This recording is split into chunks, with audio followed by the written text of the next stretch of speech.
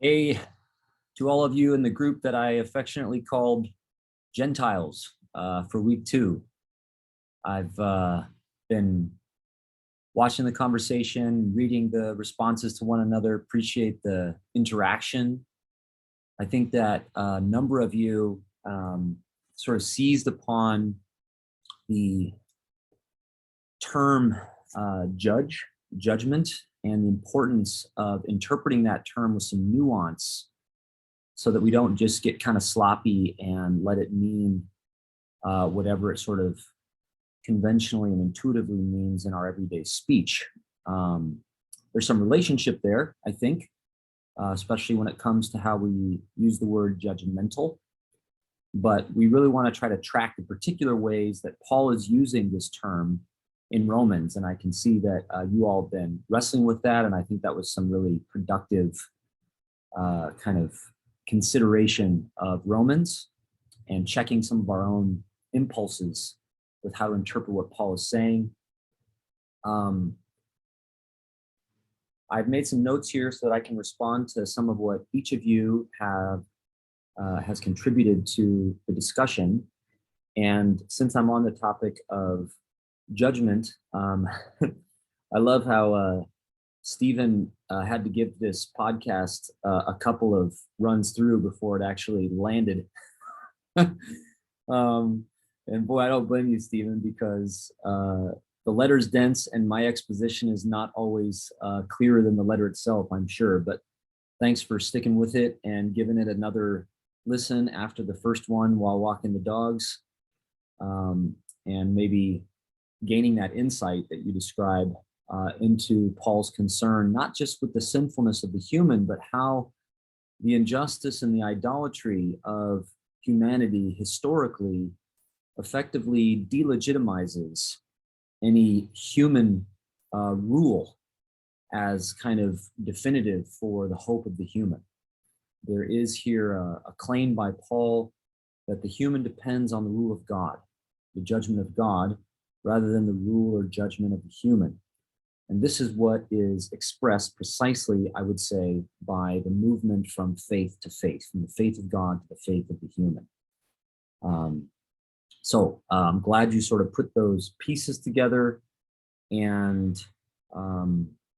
you mentioned, Stephen, I think, Luke, you responded to this, that this is where you kind of lose Elliot. And I thought the criticisms you guys had there were sound. Myself, I also part ways a bit with Elliot here because I understand that he's especially concerned to highlight the presence of empire in this letter and how that's been neglected in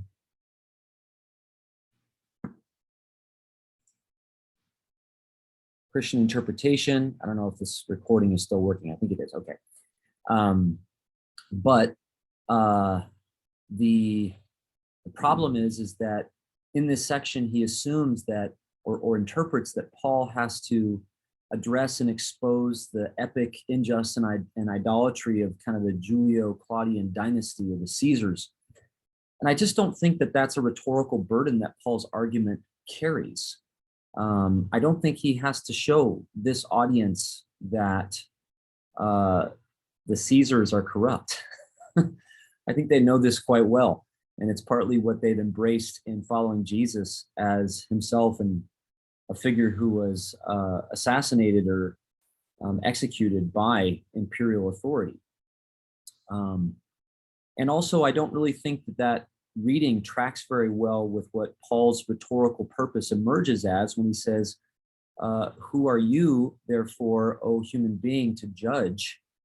I think that he's talking about tendencies among the readers, whom of course he loves and has so much praise for, but nevertheless tendencies among them to exploit what they have found as part of the people of God now, to exploit some of those institutions as bases for a kind of judgmental authority, one over another, or in their attitude even towards the rest of the world.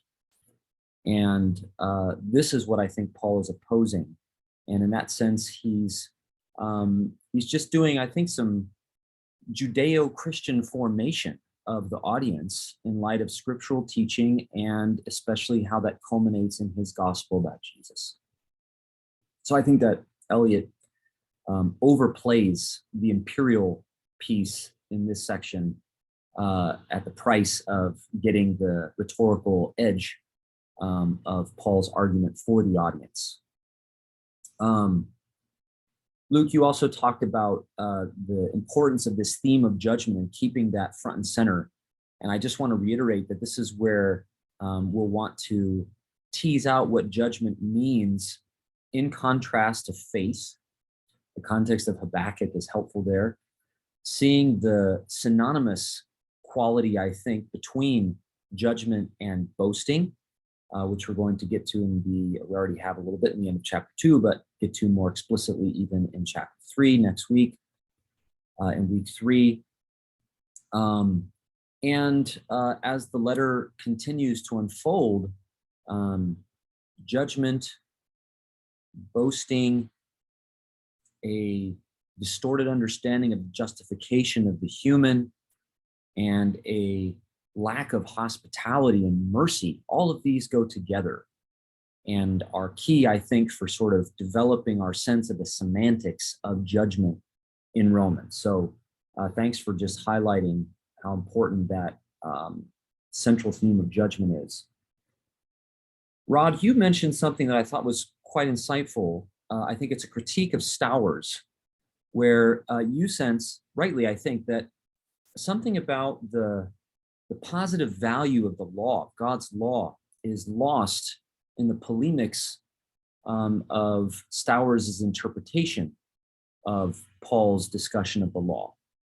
And I've mentioned something like this in earlier course material, but Paul is obviously confronting particular problems in the way the law is being interpreted and used. And our tendency, especially in the Protestant tradition, is to overgeneralize that as if it were a kind of general diagnosis of the law. And that's how the law becomes almost categorically negative. So we want to watch out for that. And I think that you're right, that even in this letter, if we read it carefully, Paul is vindicating the testimony of the law against the law's misuse among the readers and communities that he expects to be shaped by the teaching of Romans. So the issue is not sort of the law itself, but how the law is being used. And Paul doesn't just appeal to his gospel about Jesus to establish the problems with how the law is being used, but to the law itself, obviously to the prophets themselves, but here especially the law.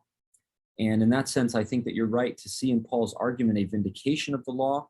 You might even say a Jewish formation of this non-Jewish audience, teaching them some of what I would regard as relatively standard understandings, Jewish understandings of the limits of the law, as opposed to teaching against general Jewish understandings of the law or something like that.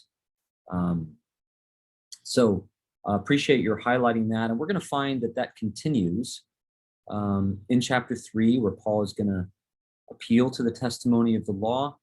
And even when we get to chapter 13, after all of these kind of polemics dealing with the law have passed, Paul is going to say that at the end of the day, the life in Christ that he is commending to the readers is itself the fulfillment of the law, because the whole law is sort of represented by its fundamental command that we love our neighbors as ourselves. And that is what the gospel empowers us to do. So that is key. But insofar as the law is functioning as a kind of measuring stick for a self-righteous authority, that use of the law he opposes on the grounds of the law itself as it is fulfilled in the gospel. So good job there, Rod. Maybe along these lines, Marshall, what you say about God's justice as operative not only in God's wrath, but also in God's salvation, I think that we're in agreement there. I do worry a little bit that God's justice is regarded as retributive when it comes to God's wrath, as if God's justice reaches its goal simply by exposing or punishing human injustice. I don't think that is the picture, because God's justice is rooted in God's faithfulness to God's promises, which are not simply to punish injustice, but to address it by empowering the human to be just. And that is a way of understanding salvation, according to Paul, I think.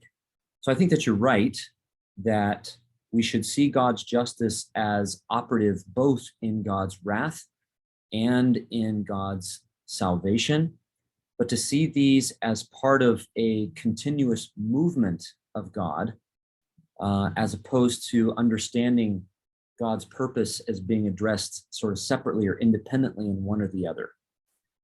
So in that sense, I would say that God's wrath is already a movement of God's salvation, insofar as it checks human injustice and idolatry, it exposes it, and by doing that, sort of points the way to the liberation of the human away from that injustice and idolatry.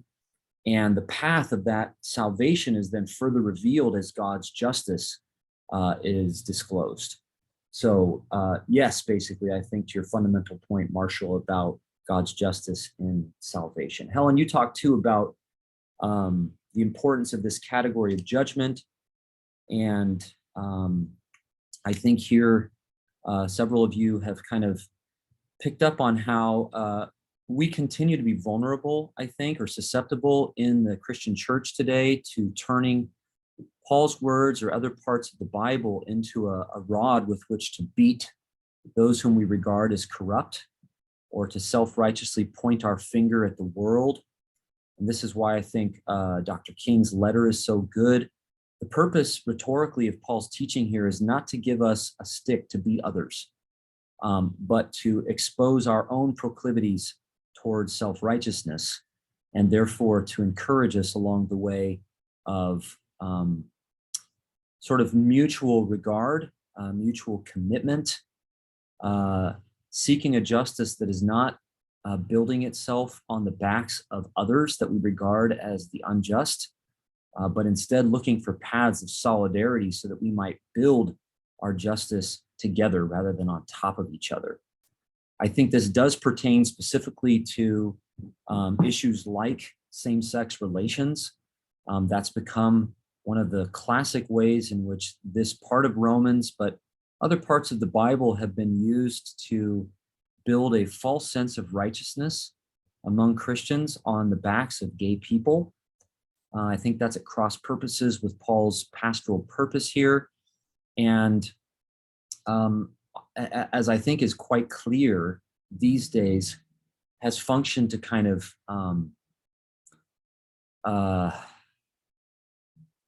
sort of hide the corruption in heterosexual Christian practices. So there are all kinds of ways in which our sexuality needs to be disciplined to grow more healthy, and simply trying to build it on the backs of what we regard as the sinfulness of being gay, I think is not a promising way to pursue Paul's teaching or to obey it as he delivers it here in Romans. So hope those responses are helpful to you. Again, thanks for a great conversation in your forum discussions this week.